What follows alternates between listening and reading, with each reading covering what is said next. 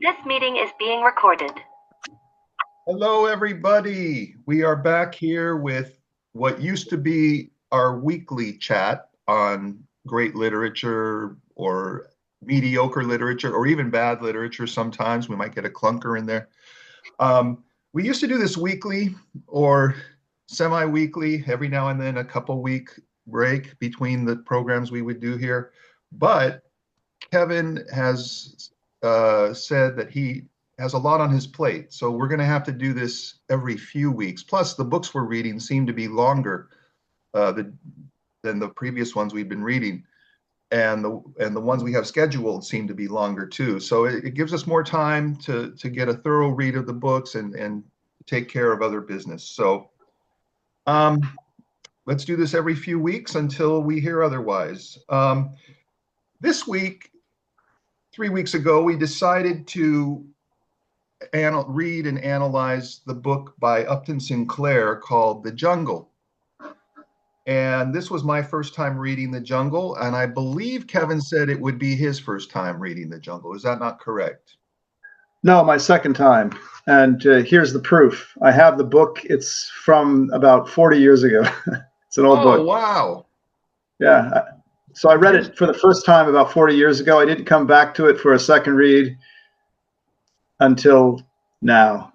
Okay. And you were the one who suggested it. You were the one who said you'd like to read it. And so since you were the one, why don't you give us the briefing of what you thought of it this time around? I wanted to read it again because I remember being haunted by the book when I first read it. And I never went back to it, probably because it is a long book. It's a slog at points, although not in the sense of, oh, I'm reading a classic, what a slog. It's just, it gets very into the weeds of its theme. It gets very into the thick of the place and time it's describing. It's a great social document for that reason. And also because, I got to admit, it's like a Tolstoy book or a Dostoevsky book where you have all these Slavic names, sometimes 3 names, do, and you're trying to keep them straight. And I couldn't keep them all straight even the second time around because it's basically a portrait of not only the age, but of a Lithuanian extended family that is trying to make its way in the new world. They're immigrants, and they end up in all places in the, I don't know, it wouldn't be the 9th circle of Dante's hell, because that's the frozen landscape, right? With Satan frozen up to his waist. It's not frozen at all here. This is hellish in the sense of fire and brimstone. It's hot, it's sweaty work in the slaughterhouses of Chicago. So they go to the new world in the hopes of finding the streets paved with gold, and they're paved in blood, literally, almost. So they're walking around in these factories with, a centimeter or 2 of blood caking the floors. It's a horrific book in its description of the working conditions of people in the Chicago stockyards at the turn of the century. And that's what haunted me. And that's what apparently haunted many of the readers back then, because it led to some governmental action. Theodore Roosevelt read the book. He wasn't completely taken with it. He felt that Sinclair took a lot of artistic license, and he probably did. I don't know. In fact, I read a quote here. It said that Roosevelt felt that 3/4 of it was nonsense, like he just made it up. But he was very wary of Upton Sinclair, because Sinclair was a card-carrying socialist, and TR was not a card-carrying capitalist. He was known as the trust buster, after all. And he was a progressive. in the progressive area, right in the heart of it. He was one of the top guys, but he wasn't a socialist either, right? He was officially a Democrat. You mean Upton Sinclair? I'm talking Teddy Roosevelt. No, he's a Republican, Tim. I thought he was a Democrat. No, it was only FDR who his relative. Oh, okay. Route. But because I haven't heard of Republicans being progressives and trustbusters, you know what I'm saying? So. No, oh yes, he was a Republican. Yeah, that's why I like Teddy Roosevelt. We don't have to get off on that subject, but he was really his own man, Republican, yet he was there for the working man. I got you. But it led to his reading of it and the public outcry after having read it led to the passage of the Federal Meat Inspection Act in 1906, the year of the book's publication as a book. It came out in 1905 as a serial in a magazine called Appeal to Reason. I think it's probably a socialist magazine. But the Federal Meat Inspection Act was enacted subsequent to the book's publication. The Pure Food and Drug Act as well in the very same year. And the Bureau of Chemistry was founded, what would later, in 1930, become the Food and Drug Administration. All this in 1906, the year of the book's publication. So if anyone thinks that literature can't have an impact on the world, Exhibit A, Sinclair Lewis's The Jungle.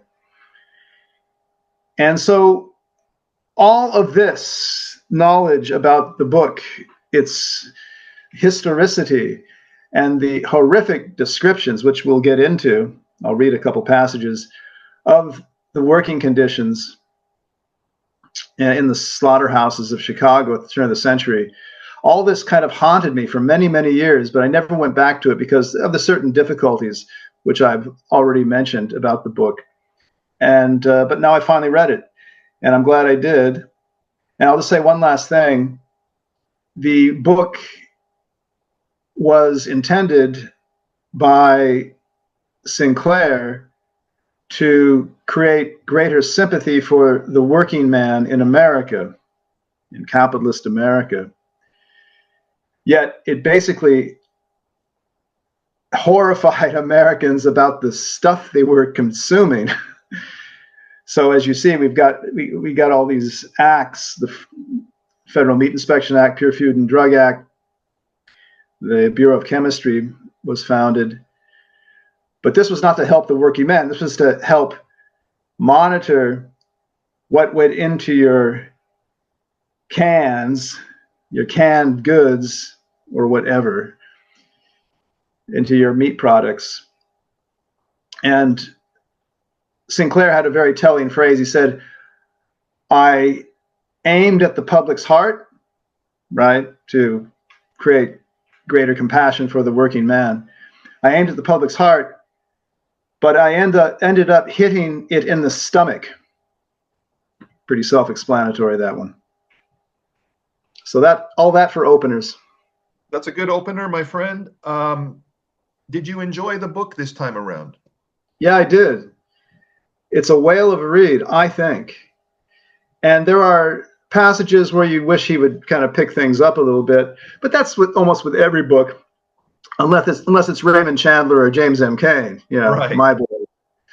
That incessant pace that I love in a book, you don't have that here, but it's gripping. It's gripping in the same way as an author like Theodore Dreiser and Sister Carrie, which I always mention. It's because for me it's a classic novel, a big novel, 400 pages or whatever.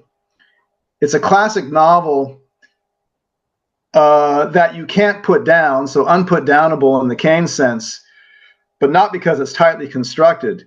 It's just he just tells a gripping story. That's all, and that's the same with Upton Sinclair. Yeah, and the Sister Carrie is showing a woman gradually decline in the working class world into degradation and despair. Is it not about that? But she eventually rises above her station. That's the Okay. interesting part. So yeah, there is that, but it's basically Hurstwood, her husband, who is above her in station, and then she marries him, and as he goes down, she goes up. Oh, That's the interesting thing about the novel. okay. And again, it's another novel I like to cite because all the stylists out there, all the literati, they pretend that Dreiser couldn't write, that he was very clumsy and awkward in his phrasing. But at a certain point, you don't care, Just give me a halfway decent. Just give me a halfway decent English sentence and tell me a great story. I'm happy. Kev, I'm in the middle of reading An American Tragedy by Dreiser, and Right. he has kind of a clunky style, but I like it because it's unique. I told you before, greatness is in art, in the arts, is to bring something new to the table. That's what often distinguishes a great author, a great artist from a average artist. They're not just imitating others, they're doing their own thing, and it might not be your thing, but it's unique. And I find Dreiser unique at least in An American Tragedy. I read Sister Carrie a long time ago in college, but I don't remember the details, but I do remember somewhat the novel the way you describe it, about this woman's decline, and then I don't remember the rise part after, but Dreiser's not bad. I don't find him bad. No, I don't even find his style all that bad, to tell you the truth. I'm just telling you what people say. What's in the ether, what the literati have given us to believe. And he writes perfectly well. Yeah. He doesn't have that sharp, carved in stone sort of Hemingway style. Correct. But again, who does? And who would want to actually? We'll let Ernest do that. That's his thing. Well, I do hope that at some point, if not in the next few weeks, I do hope we can read Sister Carrie. I leave a lot of that up to you, but we could do that next time or another time later. Yeah, we'll see. I mentioned it so much, it would almost be doing a disservice to our audience were I not to finally come across with a read of it and tell them what the heck this thing's about and what exactly I like about it. So we'll see about that. But yeah, that can come a little later. But yes, I think Upton Sinclair is in the Theodore Dreiser school of novel writing, and he was a prolific novel writer. He had written 4 novels before he wrote The Jungle. You can see the craftsmanship. He knows how to tell a story. He knows how to build suspense. He knows how to take us down what seem like digressive paths in the novel, but then he gets us back into the main story very adroitly. He's a very good novel writer, very good indeed, just from the craft standpoint. And he wrote this. He was born in 1878. He wrote this when he wasn't yet 30. So I'm always impressed, having started writing fiction at a relatively late age. I'm always impressed by guys who can pull off masterpieces or semi-masterpieces before they're even 30. It just blows me away. Yeah. Okay. Are there a few passages? You mentioned there's a few passages you'd like to read us. Why don't we jump into those? I'll just go right for the throat here. And this is sort of an extended passage, but it'll give you an idea of what I mean by he's not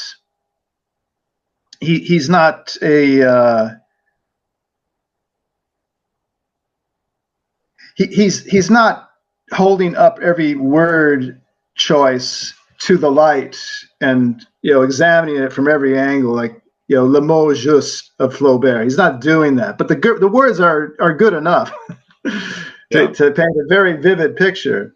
Okay. And this is his description of how hogs are slaughtered.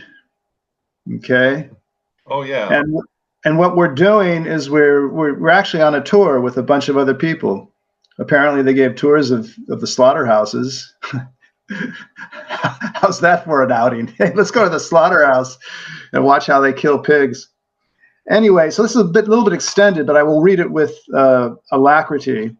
And bear with me, but it has to be done to show you what we're talking about. Whether they gave tours or not, he could have imagined that he was on a tour too. Yeah, that's indeed the case. Yeah, so I don't know if this is actually something they did or not. Yeah, absolutely the truth. We have to say that he did spend 7 weeks there and observing and apparently even partaking, like working in the slaughterhouses. It's clear. It's clear when you read this that the details are just too vivid. He couldn't have done this at a distance. So he was in there getting his hands dirty or rather bloody. They climbed a long series of stairways outside of the building to the top of its 5 or 6 stories. Here were the chute with its river of hogs, all patiently toiling upward. There was a place for them to rest, to cool off, and then through another passageway they went into a room from which there is no returning for hogs. It was a long, narrow room with a gallery along it for visitors. At the head, there was a great iron wheel about 20 feet in circumference with rings here and there along its edge. Upon both sides of this wheel, there was a narrow space into which came the hogs at the end of their journey. In the midst of them stood a great burly Negro, bare-armed and bare-chested. He was resting for the moment, for the wheel had stopped while men were cleaning up. In a minute or two, however, it began slowly to revolve, and then the man upon each side of it sprang to work. They had chains which they fastened about the leg of the nearest hog, and the other end of the chain they hooked into one of the rings upon the wheel.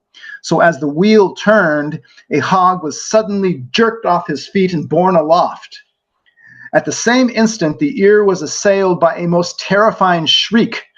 The visitors started in alarm. The women turned pale and shrank back. The shriek was followed by another, louder and yet more agonizing, for once started upon that journey, the hog never came back.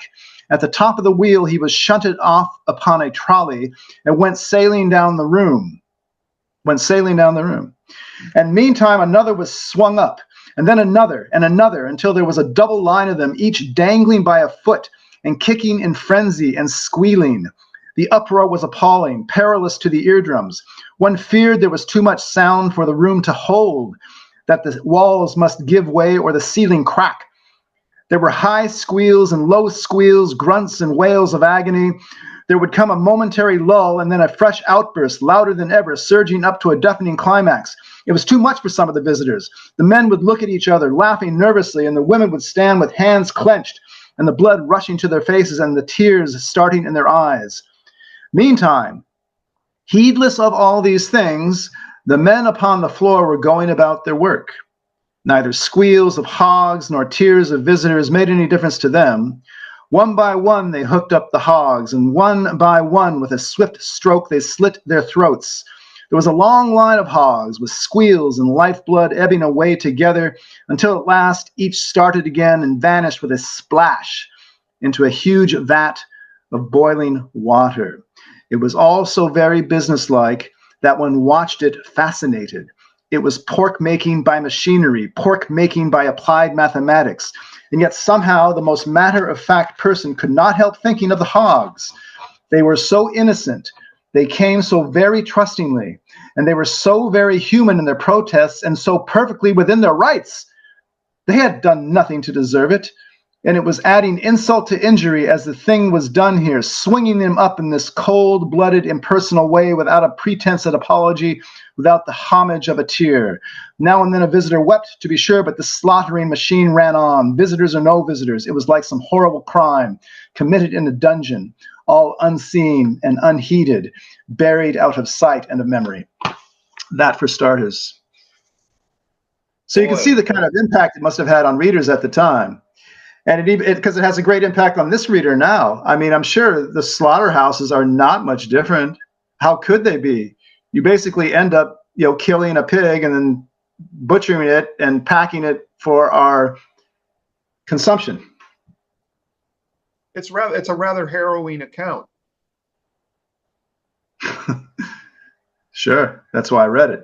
But there are many of those accounts in the book. They aren't throughout the book, however. He does most of the harrowing slaughterhouse accounts in the first 50 or 60, 70 pages. And that's the thing that disappointed Upton Sinclair, that this is not the bulk of the book by any means, but it's the one that makes the most impression on you. It's the impression you take away from the book. So I can imagine very easily why the public was hit in their stomach, although he aimed for their hearts. You know, when I had never read this book until this last few weeks, and whenever I had heard of the book being titled The Jungle, and I thought that would refer to the slaughterhouses because it was such a mad, crazed thing going on there. And I always had that impression. But after reading the book, I saw that that's only a small part of the book.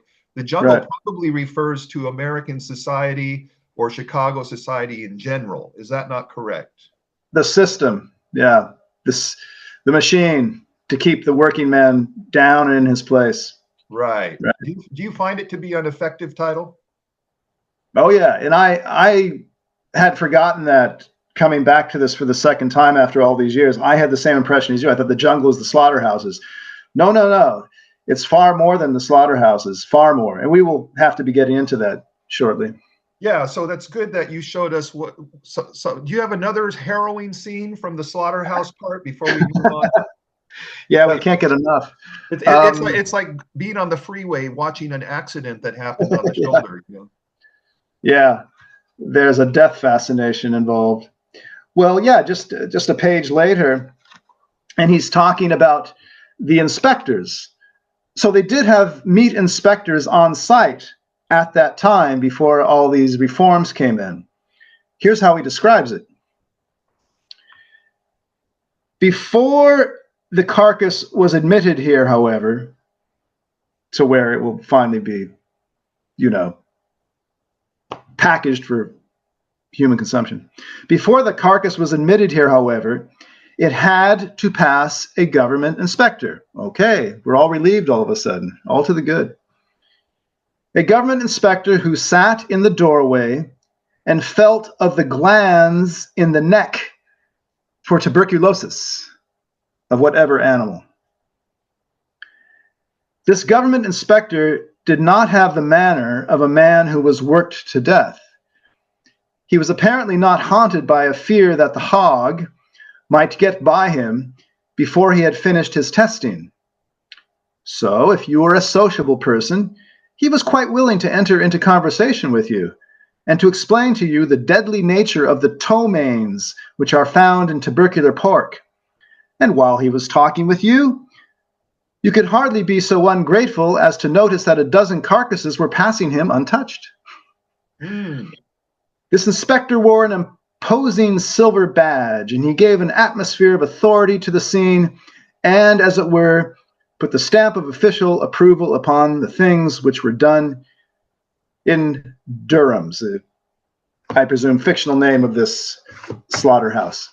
So I presume that this is something that Upton Sinclair himself experienced. He probably went up to an inspector, started talking to him, getting some information. All of a sudden, you got a dozen pig carcasses going by. They could all be tubercular, and the guy doesn't really care. It's like, well, I only check every 13th carcass anyway. So, okay, you're right. I thought that's not horrific, but the idea of it is horrifying. And in the slaughterhouse, he talks about the slaughtering of pigs. What else does he talk about? The slaughtering of cows, cattle, any other sentient beings that are going through this conflict? Yeah, well, it's basically the pigs and the cows. Okay. Is there any account of the cow slaughters that you have? I thought that this would be enough for our viewers to stomach. Okay. So I didn't actually pick out another passage. It would take too long for me to find the exact passage. Okay. But they are aplenty, but we mustn't forget the poor workers involved in this. They're like working 10, 12-hour days. They're getting paid a pittance. It's just, even if you multiply what they're getting per hour by, I don't know, like 35, maybe that's the inflation rate from 1906 to the present day. I think I saw that. They're making like 17.5 cents an hour. you can multiply that by 100. It's still not going to get you much in the way of more than a subsistence wage. And we can kind of take it from there. He talks about how everyone is preying on the recently arrived immigrant. And these immigrants are Lithuanians. And this is when Lithuania was still a part of Russia. And so they were, Russian subjects. And we can get into the characters a little bit here. Like I say, they go on, and some of the names are unpronounceable. But the main character, it's basically told from his point of view, is Jurgis Rudkus. Jurgis, I'm pronouncing it, the J, like, they probably would pronounce it in the old country, Jurgis, Jurgis Rudkus, Rudkus. And every time I read that name, I thought of Dick Butkus. Oh, yeah. Jurgen Rudkus, because Kevin, he's described. I have a question. Yeah. You said that they're getting 17 cents an hour? Like 17 and a half, even like, cut the penny. Yeah. And you said if you multiply that by 100, it's still, what would be that? What would be the actual figure today for that? It's 30. It's about 35 times what? Okay, 17. So you were just exaggerating there a little bit. I said even if you did it by 100, it wouldn't be much. It'd be like 1750 or something. Oh wow. Okay. An hour. Okay. For these horrendous conditions. But we're not talking 100. We're talking 35. So we're basically making $6 an hour for horrendous conditions. And then you have to survive outside of these slaughterhouses. And the thing that he makes very clear is that the working life of these fellows in certain jobs was like 2 or 3 years. And then you were through, you were done, you were ruined. Your health. Oh. And and some of the machinery would cut off a limb, or you'd fall in the vats or something horrific where people might die or get injured. And then there was no workman's comp for them, kind of thing. No, there was none of that. You were a true cog in the system. You were just like another part of the machinery. And one more thing I want to mention before we dive into the story, the journey of Rudkus. He talks a lot about child labor. Sinclair talks about children under 14 having to go to not the Bowery, the Bowery's in New York, but have to go to the seedy districts to try to sell newspapers. And did they have children in the stockyards? I don't know about that, but yeah, they did. Yeah, he talks about that. About that. Okay. They were doing certain jobs that didn't require a great deal of brawn. You just had to be present to observe, or I don't know what exactly, but he describes that. Yeah, and kids would lie about their age to get in there. Yeah. And yeah, so they're bending over backwards to get a terrible job, but they had to. It was the only way to survive if you're living in that environment. And there's a great passage. We really got to get into. We got to get out of the stockyards and out into the greater world, because otherwise we're never going to get through the book in any fashion. But there is a great passage. We'll just say that Jurgis is. He's a big, strong guy, and every time I read his name, not only because of the name Rudkus, but Butkus, he's described as being built like a Dick Butkus, like this giant, East European guy who can do any kind of work, and no matter what trials he undergoes in the early parts of the book, he's always like saying, "Yeah, but I'm a strong, healthy guy. I can just work more hours. We'll take care of it. We'll pay for the house that we got to keep up the monthly payments on, and those payments keep increasing because there are all kinds of little stipulations in the contract that they didn't understand, and eventually they lose the house. That they have invested years of hard labor into. They lose the house, so they're out the house. That was their one hope in life, that they could pay off the house and not have to pay rent, save a little money, have a nicer life. But no, it's not to be. And they lose the house. And Jurgis Jurgis is just going from one job to the next. He gets injured on one job, and then at one point his wife is working in the factories, in the slaughterhouses. Her name is Ona Rutkus. She's a teenager when we first meet her. She's 15 when they get married. And she a brief word about the opening of the book. The book opens with a marriage. It opens with this gay, festive, old world Lithuanian-style marriage.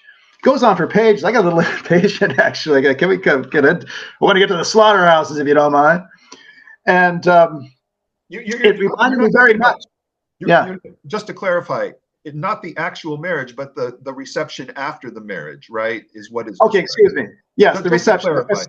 The drinking, the dancing, yes. the carousing, right. That kind of thing. And so it starts out on an optimistic note, right? As you could imagine, these people, when they first came to America, how they felt. Anything can be better than Tsarist Russia, right? Oh, no. Oh, no, says Mr. Sinclair. And I think yeah.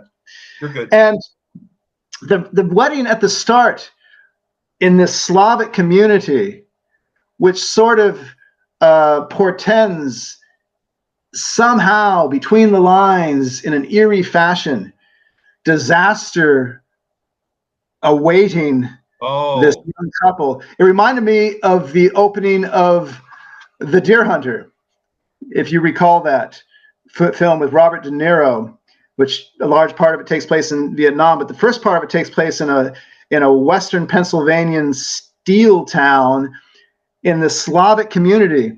And they have it opens with this big celebration and everyone's optimistic. Remember that? I bet you Cimino, whoever wrote the screenplay, they copped it from The Jungle. Truly.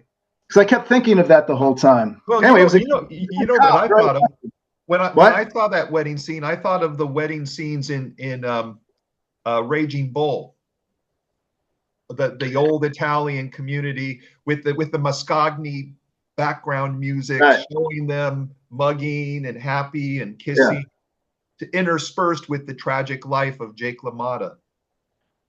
Not bad, but again, the wedding scene showing how things start off on a high note and then they just descend into into hell. In this case, with the Italian immigrant community, and in the Deer Hunter, do they have a certain ethnicity in that wedding ceremony? It seems to be undefined. I used to think it was Polish, but I don't think that's it. I think it's just some sort of indefinable Slavic community.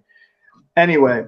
But Kev, whether you're talking The Jungle or whether you're talking The Deer Hunter or Raging Bull, they all it's all kind of archetypal of the European immigrant experience. That's what it's portraying. It kind of has a universal quality to it.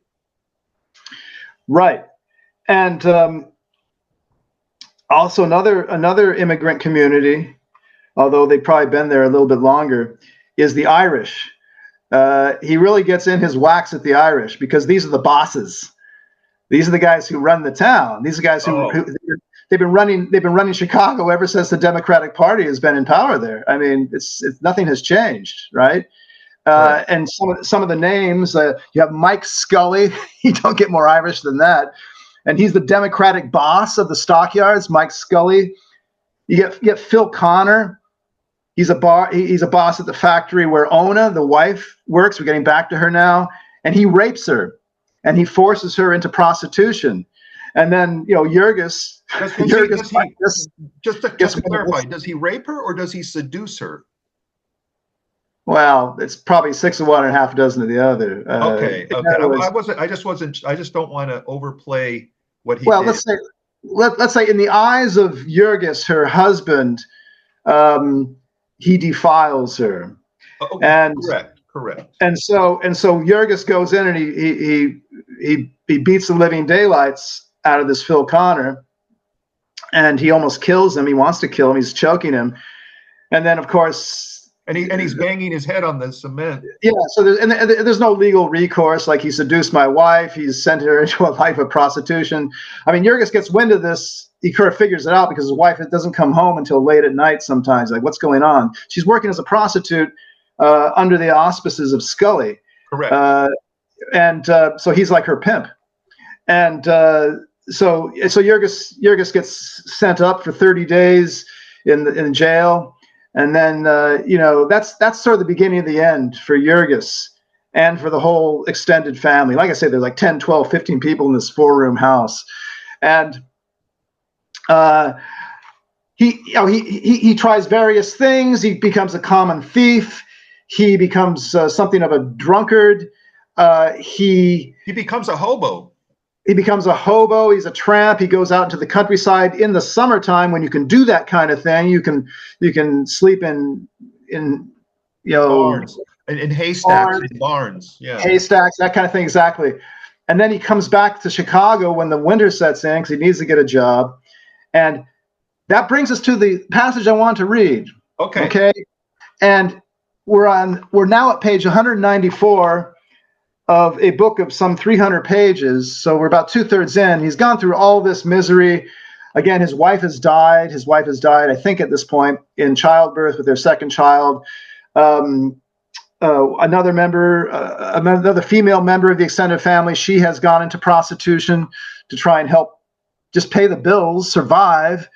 And you have now Jurgis, yeah.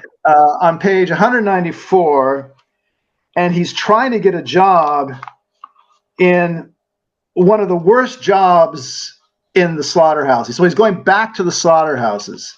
He has to. He's forced to it. And the terrible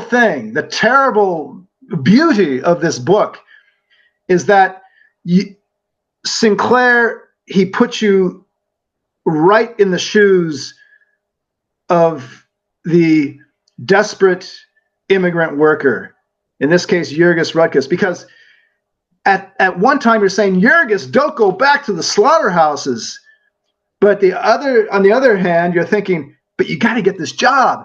And it's a close thing. Because he's been blacklisted because he beat up the boss, Mike Scully, right? Sure. And then he beat up Phil Connor. And the Irish Mafia, is now down on him. He went up before Judge Pat Callahan. He's a crooked judge. All these Irish guys against the Lithuanians. Anyway, so you're pulling for him and you're not at the same time. And here's a short passage where he's pleading basically for a job. He's got to survive the winter, right? You say that we're pulling for him, but we're not at the same time. You mean there's ambiguity there? Yes. So it's like you don't want him to go back to the slaughterhouses. That was the beginning of his downfall. Okay. From the start, but at the same time, your bottom line is, yes, he's got to get this job. You're pulling for him. You want him to get it. That is true. That is true. Right. And here it is. So the guy goes, he saw a foreman passing the open doorway and hailed him for a job. Push a truck, inquired the man, and Jurgis answered, yes, sir, before the words were well out of his mouth. What's your name? Demanded the other. Jurgis Rutkus. Worked in the yards before? Yes. Whereabouts? 2 places. Brown's killing beds and Durham's fertilizer mill. Why did you leave there? The first time I had an accident and the last time I was sent up for a month. Sent up to jail. Okay. I see. Well, I'll give you a trial. Come early tomorrow and ask for Mr. Thomas. So he's got this terrible job. And then Sinclair writes, so Jurgis rushed home with the wild tidings that he had a job. It's a beautiful, simple line. And then there's a dash and he says that the siege was over. But the siege is only recommencing. But you're pulling for him. He's got to get the job. You can see how desperate these people were to do the worst job in the history of, America. arguably not an agricultural country anymore, urbanized and industrialized at this point, and you're pulling for him with every fiber of your being, but you know it's only going to lead to his degradation and downfall. What is the nature of this job he's going to be getting at this point? I think it's in the fertilizer pits or something. You know, I remember it not being such a great gig, but I just forgot exactly what it was. No, so that's the genius of Sinclair here. I would argue the fact that he puts you in the shoes of these people. They don't want to be here. They don't want to do this, but they have to. And you're with them. You want them to do it. You want them to get that job. You are with them. You would do it too. You're right. We're cheering him on mentally as we read that. And Maria, who's the not his former wife, she has died, but another woman he lives with, Maria, becomes a prostitute as well. This is Ona's cousin. This is the cousin of his wife who has died very young. And after Ona's death, and then Jurgen's abandonment of the family, he just leaves. And this is when he goes, hoboing. She becomes a prostitute to help feed the surviving members of the family. It's the only thing she can do. And at the same time, she becomes a drug addict of sorts. Is it opium or heroin even at that time? I'm not sure. Yes. Heroin, the latter? One of those two, I believe, is what she's on. They immediately the pimp immediately dopes them up so that they are in this hallucinating world and they can't reason correctly anymore. They can't even leave because they take their clothes from them. Yes. Or they run out naked on the street, they'll be committed. Yes. Yeah. Yes. And it didn't a lot of it reminds me of Émile Zola. Didn't Zola write a book called Nana about a prostitute? Right. Right. Because I haven't read that. Maybe we should read some Zola at some point. But the point is, he gives very harrowing accounts of what it's like in that world of prostitution for the women. It's really heart-wrenching. Yeah. I mean, the book is a wonderful book in that it covers all these various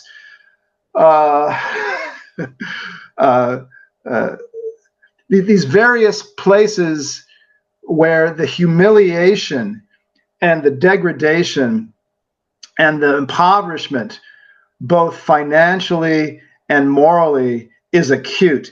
And he just takes us from the courtroom, the corrupt Irish machine judge, again, the slaughterhouses, into the corrupt, housing market, how they aren't really interested in selling these immigrants to the home. They're just interested in getting the money from them until they can repossess it. It's sort of built into the contract. And he just takes us everywhere. He takes us, again, as you said, out in the countryside. How does a bum survive? Into the jails. And then he becomes a part of the machine. He starts working for the Irish Democratic Party bosses. And there's also there's some really, really beautiful. I mean, I said at the beginning, people say he can't write. I don't say he can't write. I'm saying he's not a great stylist like F. Scott Fitzgerald, but there are some very moving passages. I just read one. I felt it was moving. And there's another moving passage where he goes to a political rally for one of Mike Scully's guys. Again, I mentioned Mike Scully earlier. He's a Democratic boss of the stockyards. And so after having gone through all kinds of horrendous stuff, Jurgis, he's down on his luck again, and he wanders into a political rally in Chicago just to keep warm. He doesn't even have a decent overcoat. And if you've ever been in Chicago in the winter, and I have, it's bone chilling. Because of the wind whipping off Lake Michigan, right? Yeah. Yeah. It's bone chilling. And he comes into this political rally, and because just shortly before, he had been a part of this machine and he was making good money. It was corrupt money, but at this point he doesn't care. He thinks it's a dog-eat-dog world. The capitalist system has given him a good lesson, and he has internalized it.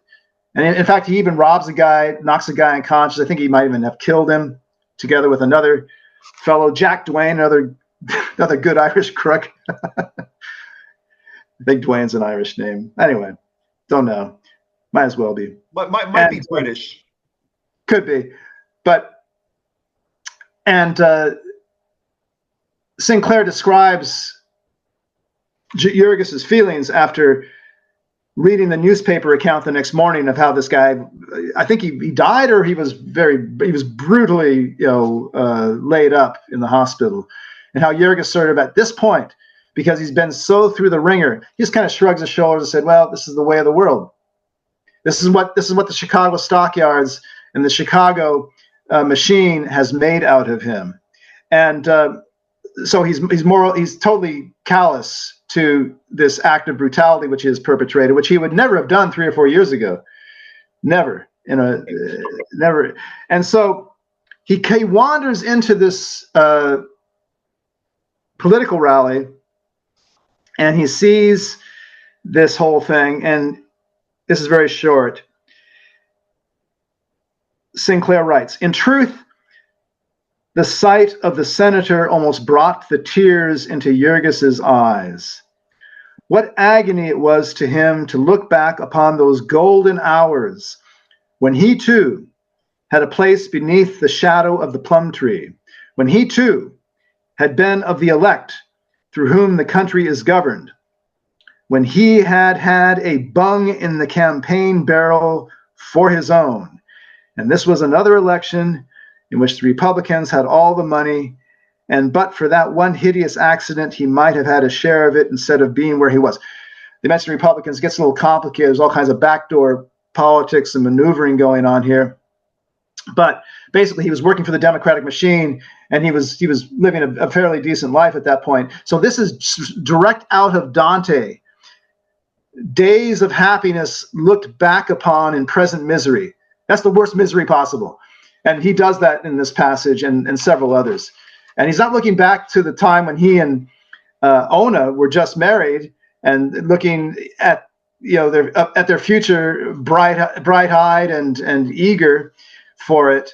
But he's talking about just a few months before, when he was working for a corrupt political machine. That was happiness for him at that point. It just shows you the whole moral degradation of this poor guy who started out as a pretty solid dude and just got dragged down by the system, by the whole machine, by the jungle. And that's the point that Sinclair is making in this book. There was another book called The Octopus. Is that Frank Norris? And is that also describing the similar crazy world of? No, it's the railroad barons. It's not the working men. I think we should read that at some point. Yeah, that one I could read. I nixed McTeague because I started to read it again recently, and I wasn't too keen this time around, oddly enough. But okay, well, yeah. You brought us to the point of the novel where in this political rally, there's an old-time socialist giving a haranguing speech for about 10 pages, and I saw that as the climax of the book. Did you feel the same way? Yeah, I don't think it was at this political rally, but he does get taken into the socialist fold. And that's where I think the novel starts to fail, because he gets polemical on us. He starts to get didactic. He gets Brechtian almost in trying to give us a moral lesson. Socialism is the way into the future. And Jack London read this and he thought it was great. Obviously, our boy Jack, card-carrying socialist. And in fact, I got a quote off the internet. Jack London called the jungle the Uncle Tom's Cabin of wage slavery. I think that's pretty close to the truth. It had that kind of political and social and effect on American on America at that point, just as Harriet Beecher Stowe's Uncle Tom's Cabin did in the 1850s. Well, I had a very strong feeling that Sinclair is trying to get the reader to embrace socialism. It's almost right. A propaganda work. I almost felt like I was reading the Communist Manifesto at some point. Right, me too. And I made, as soon as that started happening, earlier on, you get inklings of it because they're trying to organize a union, right?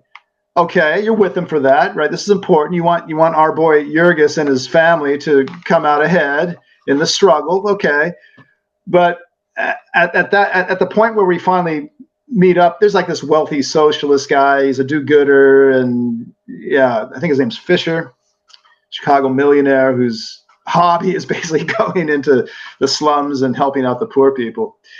And it's you could maybe do that, have the novel crescendo in Jurgis discovering socialism and becoming a good socialist. But it goes on for too long. He really beats a dead horse, in my view. It goes on for dozens of pages, this whole socialist climax. So I like you, I didn't care for it. But that's where the book was heading. You have to kind of take that into the bargain, and I do. Do you have any passages about that political harangue, showing samples of it? Well, you can just read the end. You can read the final lines.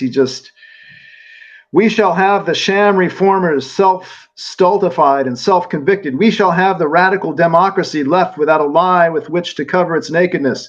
And then will begin the rush that will never be checked and the tide that will never turn till it has reached its flood. That will be irresistible, overwhelming, the rallying of the outraged working men of Chicago to our standard, and we shall organize them, we shall drill them, we shall marshal them for the victory.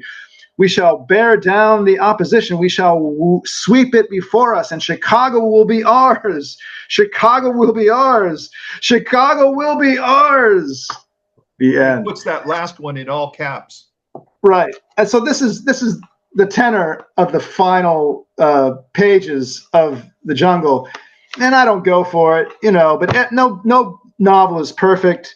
You want them to end well. This is where this novel had to end, so I take that into account.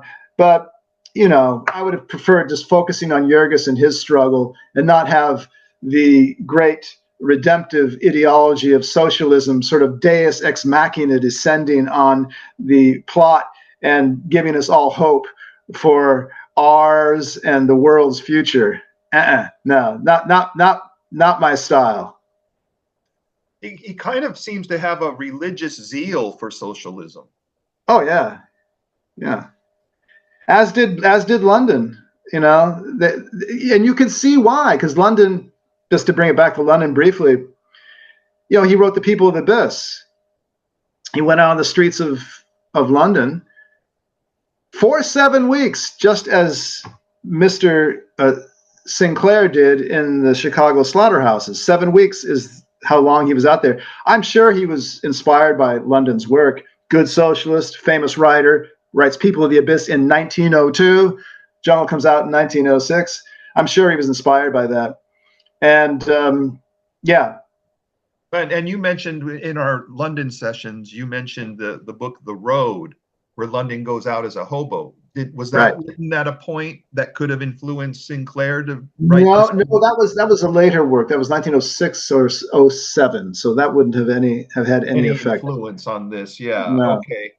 But there is a strong London feeling about this. And I read in the intro to my version, which is the Penguin Classics version, with a nice picture by George Bellows. When you're reading Sinclair, you think of the great artwork, the realism.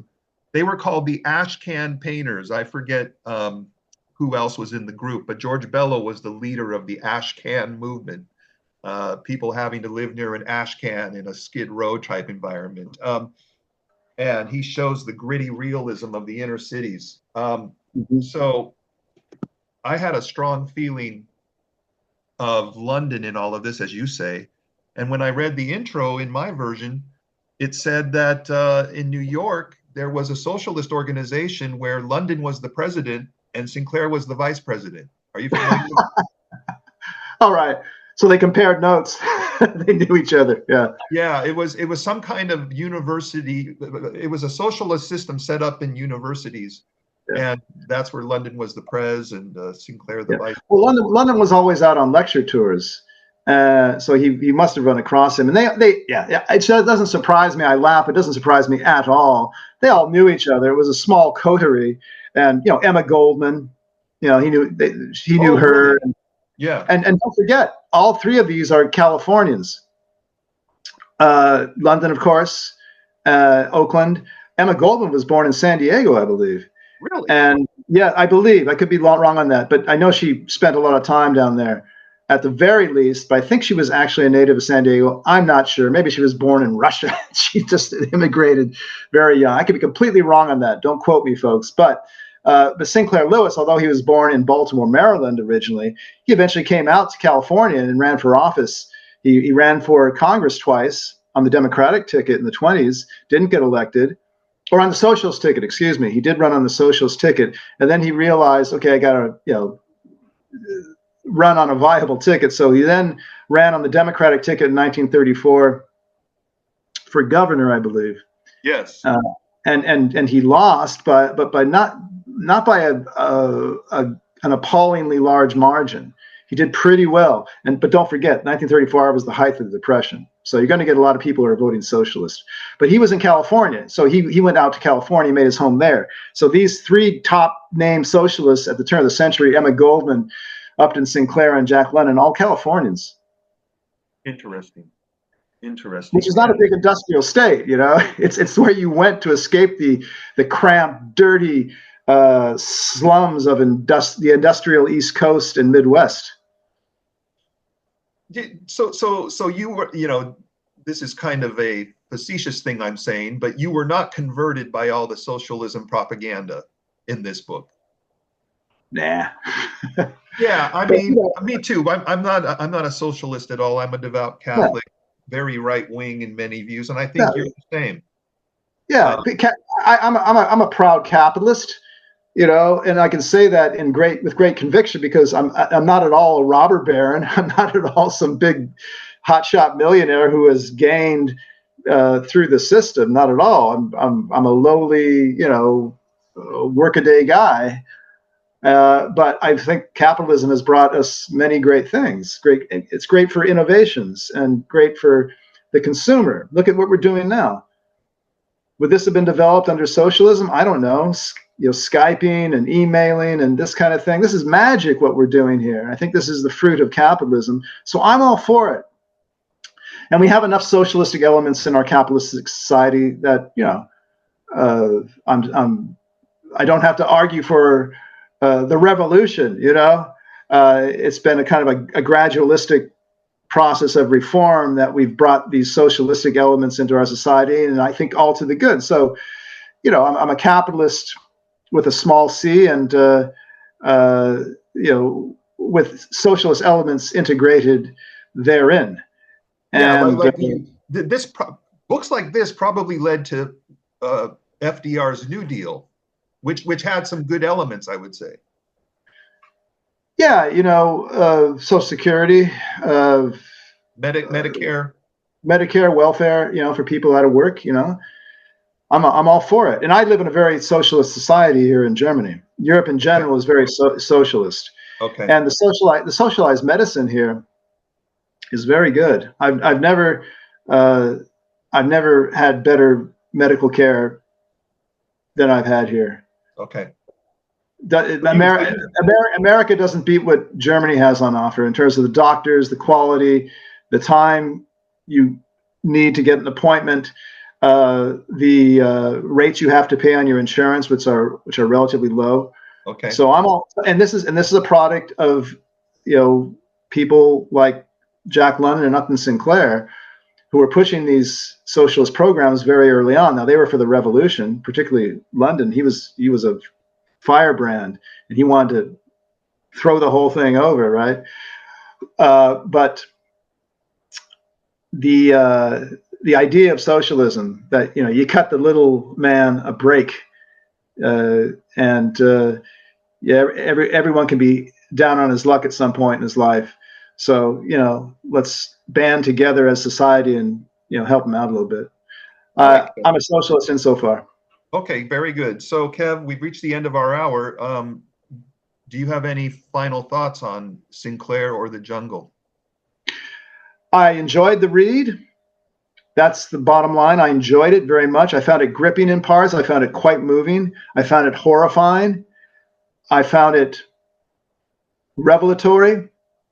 And that's everything that a novel should do. Okay. But And it's a flawed novel. It's a all those classic. various aspects. I would say it's a classic, but it's a flawed classic. Yeah, the ending doesn't do it any good, I would argue. Yeah. The rah, workers of the world unite kind of ending, too programmatic. Doesn't make for a great capital G novel. It's a great historical document. And I think we can leave it at that.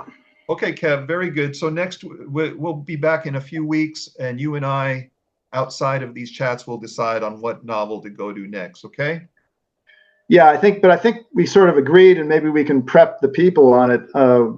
I've already started reading Mark Twain's Tom Sawyer. Okay, we'll go with that then. Yeah. So see you in a couple 3 weeks, folks. Whatever it is. All right. Thanks a lot, Kevin. Great insights and nice conversation. We'll see you in 3. Right. All right. See ya. Bye-bye.